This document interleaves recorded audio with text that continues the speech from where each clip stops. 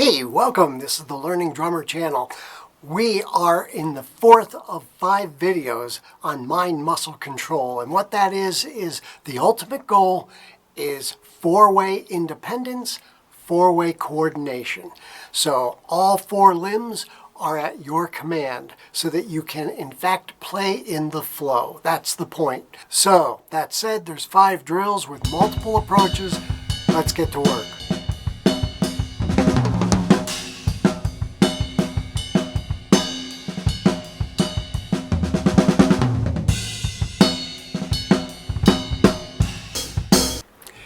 Hey, this is the fourth of 5 mind-muscle coordination videos. What that's all focusing on is 4-way coordination. Now, if you've not watched the first 3, you have to go back and look at them. There are actually 3 sheets that you need to download for those videos, of which one of the sheets is just the first sheet duplicated with ghost notes. So the first and third sheet you're going to be using for this video. Now, that said, there are 5 drills that we're going to be going through in this video with multiple approaches to each drill. So some of them are actually going to be very hard for you. Some of them are going to be very easy. It all depends on your skill level. It all depends on your abilities. We all have strengths and weaknesses. Some people's strength may be your weakness, etc., and vice versa. So that said, with all the work that we have in front of us, I just want to say 2 things very quickly. One, if something is very hard and you're attempting it on the 3rd sheet, go back to the very first sheet and work that sheet instead. Then you can come up and work the other one. Also, the second thing, if it's very hard, take it in chunks. Chunk it is what they call it. So you would work your hands first and your feet second, then put them together. Or maybe your left hand and your feet, and then maybe your right hand and your feet. Whatever it is that works for you, figure out how to chunk it and put it together gracefully. Also, don't go for speed at first. Go for cleanliness. This is all about cleanliness and getting your mind with your 4 limbs to do the exercises clean and symmetrical and right in time. So, that said, let's get right at it. Okay, the first way or the first drill that you're going to do and the first approach for that drill is think of your left hand as playing the first quarter notes that are written and your right hand playing the second quarter notes that are written. All of the 16th notes in between the notes that are written are played in your feet, alternating them. Now, if you are in fact a single bass drum player, in other words, you're only using 1 foot for the bass drum, you can do it so that it's slower and you can just do the 1 foot on all the 16th notes. And you can then go around and do it with your left foot on the hi-hat, doing all 16th notes. If you're a double bass drum player with 2 pedals, 2 bass drums, alternate your feet in between. So here's the first demo, and keep in mind this is what they call linear drumming.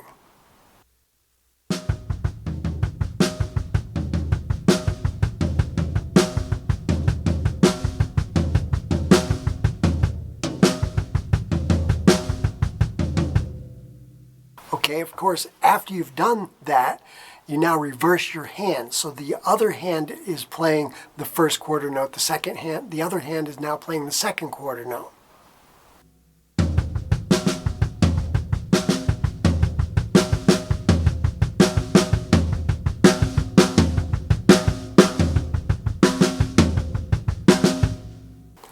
Okay, now what we're going to do for another approach for this same thing is we're going to turn it upside down. Your feet are now going to do, one's going to do the first quarter notes value, the other foot will do the second quarter notes value, and your hands are doing the 16th notes in between. Of course, after that, you reverse it with your feet so that 1 foot that was doing 1 is now doing 2, and etc. Here's the demo.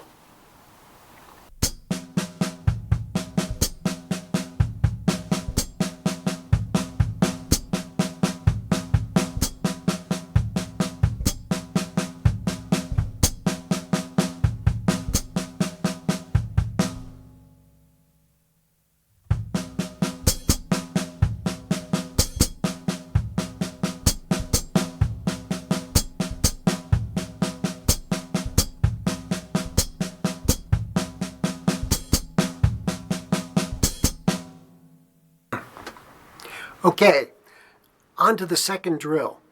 With this, it's probably something that you've already done, but for those that haven't taken formal lessons or whatnot, 16th notes, when you turn them into a double stroke in each hand, in other words, instead of one E and a 2E, you one E and a 2E. That's a double stroke roll. It turns it into 32nd notes. 16th twice as fast, 32nd. It's not a brainer.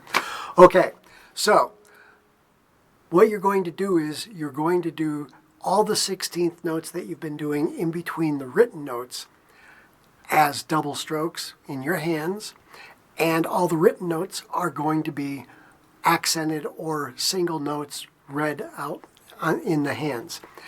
Here's the demo.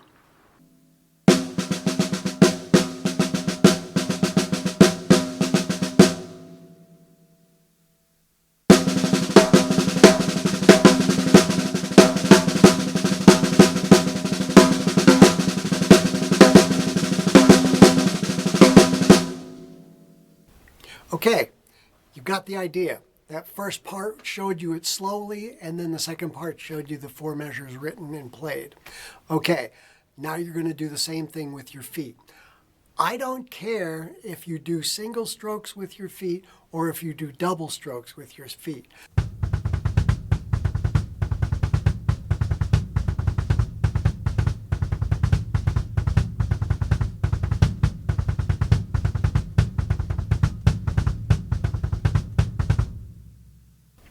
Okay, the next approach for this same drill is you're going to have one hand do 8th notes and one hand do 2 and 4.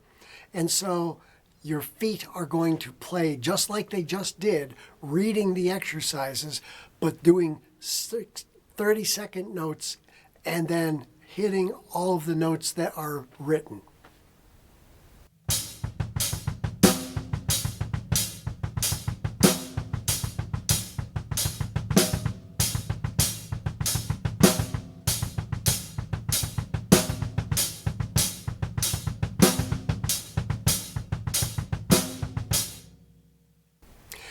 Next thing to do, of course, is to swap the hands. The one hand that was doing 2 and 4 is now doing straight 8th notes. The one that was doing straight 8th notes is now doing 2 and 4. You do the same thing with your feet.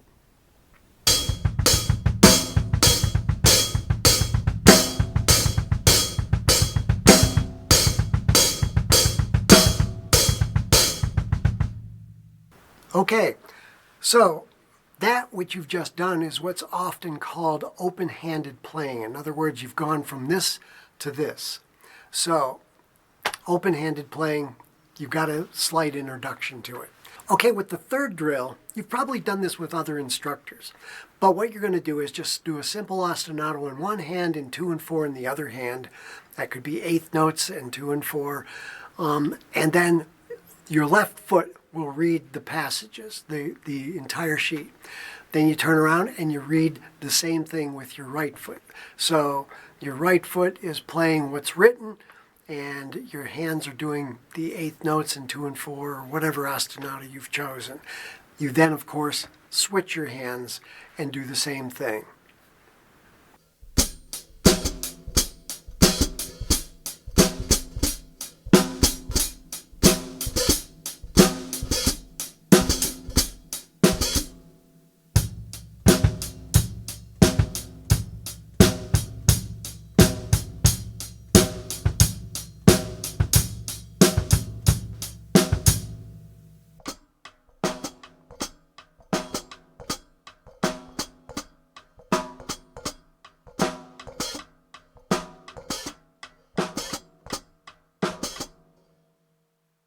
Okay, so you've got the idea there.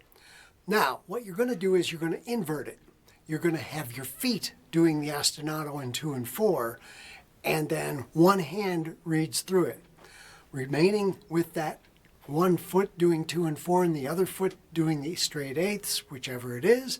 Then your other hand reads through it, and you got it. Then you reverse it. Your other foot does the straight eighths, and the one that was doing that's the one that was doing 2 and 4, and the one that was doing straight eighths now does 2 and 4, and you go through it and you read it again.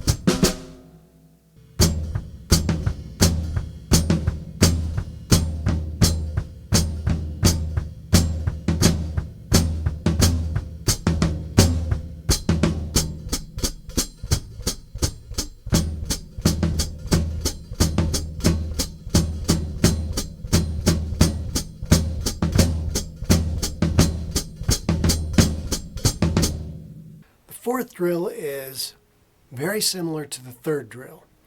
You're going to do an ostinato in one hand. The other hand is going to be reading the passages, and everything in between is going to be 16th notes in the feet.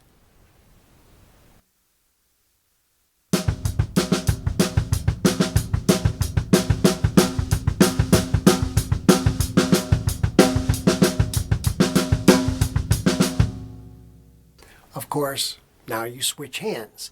The one hand that was doing eighth notes is now doing the reading, and the other hand is doing the eighth notes. And the feet are still doing 16th notes.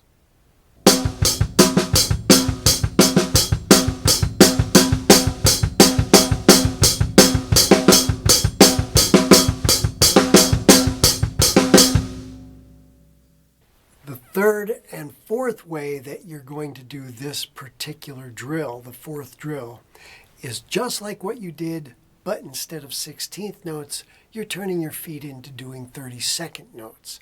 So one hand is doing the reading, everything in between it is 32nd notes, and the other hand is doing eighth notes. Don't forget, when you hit a note on the snare drum, it's, let's say, 1, then it's E and for the doubles. So there is a 16th note rest in between the snare drum strike and the first bass drum hit. You'll see what I mean.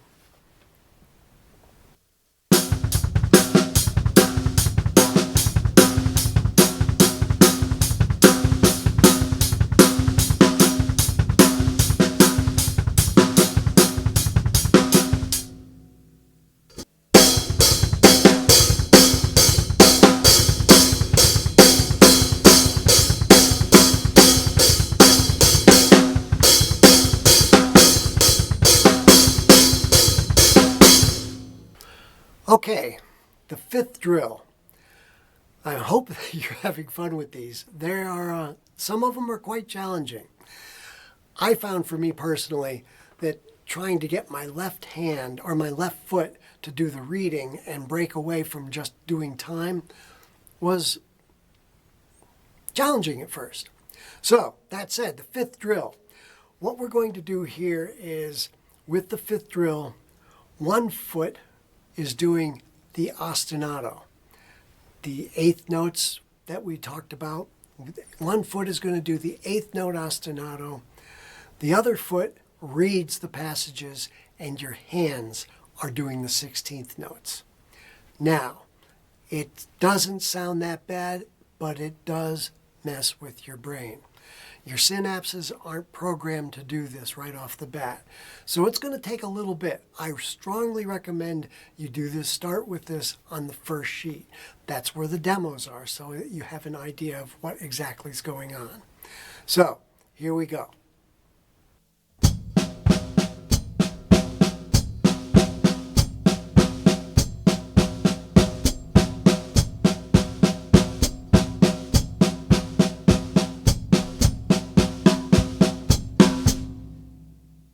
All right, now the next thing is, obviously, you switch your feet. The one foot that was doing the ostinato is now reading, the other foot is doing the ostinato, and your hands are again doing the 16th notes in between.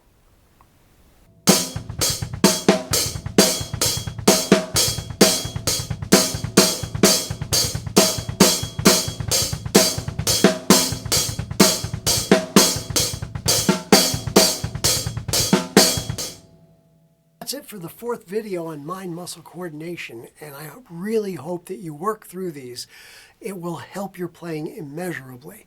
Yes, we've been focused solely on 16th notes, but I'm sure, as it did with me, I found that my timing and tempo and everything else became much better by having to focus on all of these exercises in the 16th notes, and you do it at various speeds. So obviously, when you're locked in, you're locked in.